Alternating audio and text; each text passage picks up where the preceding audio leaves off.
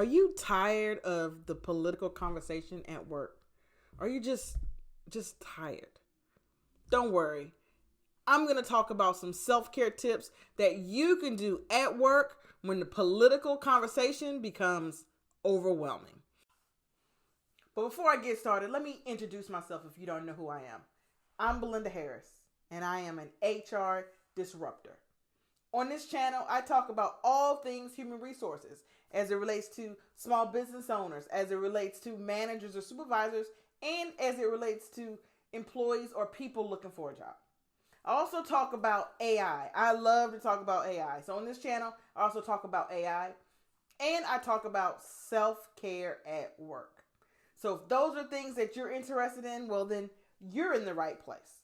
But today's video, I'm going to talk about some practical self-care tips that you can try at work when the political conversation becomes overwhelming.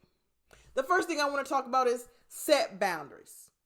In self-care at work, and I talk about self-care at work all the time. I go live on YouTube on Wednesdays at 6:30 in the morning for self-care.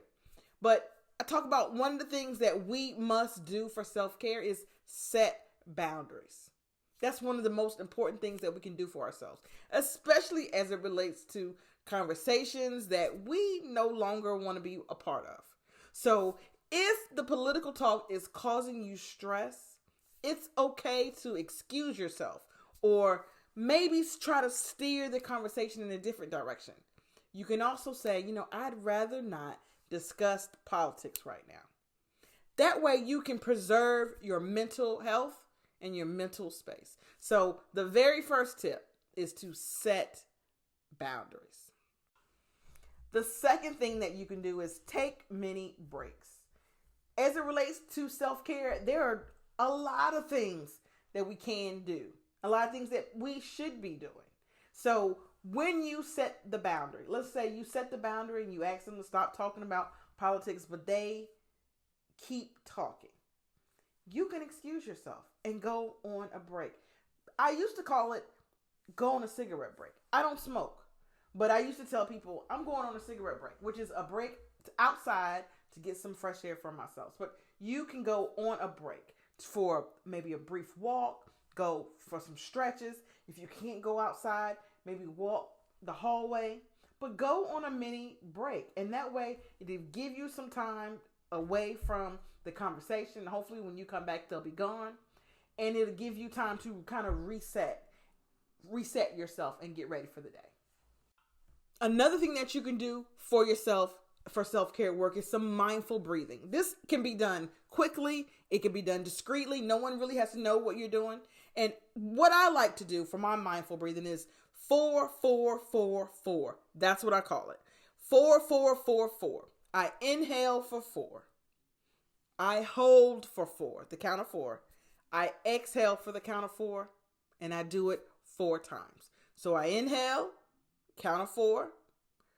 Hold for a count of 4, and I exhale for the count of 4. And I do that 4 times, and that will help to lower your stress in the moment. So in the moment when the conversation of politics or whatever has gotten the best of you, try mindful breathing, the 4, 4, 4, 4 technique, and see how that works for you. The other thing that I want to say that you can do is a positive distraction. Now, we don't normally want to be distracted at work. We need to be focused. We got a lot of stuff we got to get done. That's what we're getting paid for, to work, to get things done. But sometimes we need a distraction, especially when people are talking about things that we don't want to know about, be a part of, or hear. So a positive distraction that you can do is listen to calming music or inspiring podcasts or white noise through your headphones. So put some headphones on. Put on some calming music that you like. I tell people create a playlist of music that calms you down or lifts you up. So put on your playlist. Maybe listen to a podcast that you're really interested in. Or put on some white noise canceling headphones that will take all the stuff around you away. The other thing that you can do, you want to make sure that you stay hydrated. Stay hydrated and maybe have a smart snack. They say that dehydration and hunger can heighten stress levels. So keep a water bottle close to your desk and take a sip.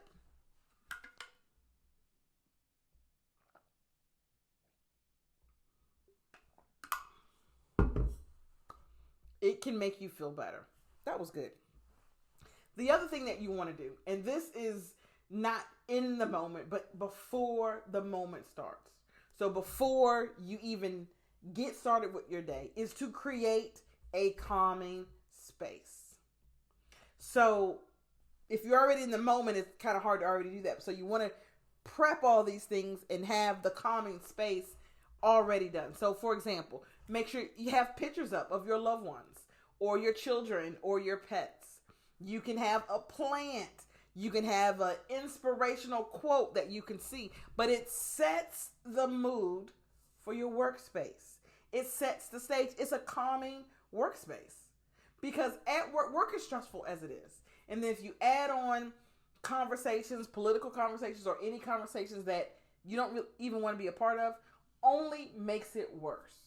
So you want to make sure that your workspace is a calm workspace for yourself. And what can you do to bring that? Again, pictures on your desk of your loved ones, your children, your fur babies, inspirational quotes on your desk, some kind of calming image that when you look at it, it brings calm and it helps alleviate even just a little bit some of that stress. Before I talk about the last tip, I want to take a moment to say thank you for watching this video. And if you found any value in this video, I would appreciate if you hit subscribe, if you like the video, if you comment on the video and share it to someone who you think may also benefit from it. I am a small creator and I have a small channel that I am trying to grow to 10,000 subscribers. And I would appreciate anything that you could do to help me reach that goal. Now, back to the last tip. The last tip that I would suggest would be to practice simple gratitude. You can keep a notebook at your desk or take out a sheet of paper and you want to write down things that you're grateful for. Now, I write mine down in a journal. So I've written 4 journals. And in my 5-minute journaling is where I write down things that I'm grateful for about work. You don't have to use a journal. You can use a notebook. You can use a sheet of paper. But you just write down when you're feeling stressed in those moments. Write down something that you're grateful for about your job. Because it will help try to focus you out that moment. Because when you're stressed out, nothing about the job seems good. Right? When you're stressed out about work, you can't find anything about the job that's good. You can't think of anything about the job that's good. But if you take a moment to be like, okay, there is something good about this job. Let me take a minute, think about what it is, and then write it down. You can also write things down on things that you want to improve, that you can improve on at your job. You can write that down as well. When I did the self-care at work challenge last year, we did a morning routine where in the morning, right before you start work, we wrote down 3 things that we were grateful for about our job. 3 things. That's how we started the day on the challenge. Now, I'm not saying that you have to do that, although it is a very good practice to start the day on things that you're grateful for about your job.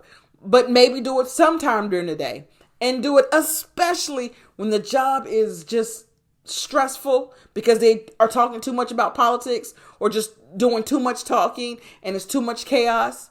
Maybe then that you say, let me take a moment. Let me take 5 minutes, because that's what I say. Let me take 5 minutes and write in this journal to reshape and reframe our day. It is our responsibility to make sure that we are taking care of our own mental health and our own self-care, because protecting your emotional well-being is important. That even when you do small steps like the mindful breathing, my 4-4-4-4 breathing that I do, it can help you stay calmer and it can help you be more focused when the workplace conversation becomes tense. However, If stress at work continues or gets worse, consider talking to a mental health professional for personalized support. Don't hold it all in for yourself. If none of these tips are working for you and you think to yourself or feel to yourself, I need more, reach out to a mental health professional to help you get over this feeling. My name is Belinda Harris. Thank you again for watching this video. I hope you found some value in it, and I'll see you at the next one.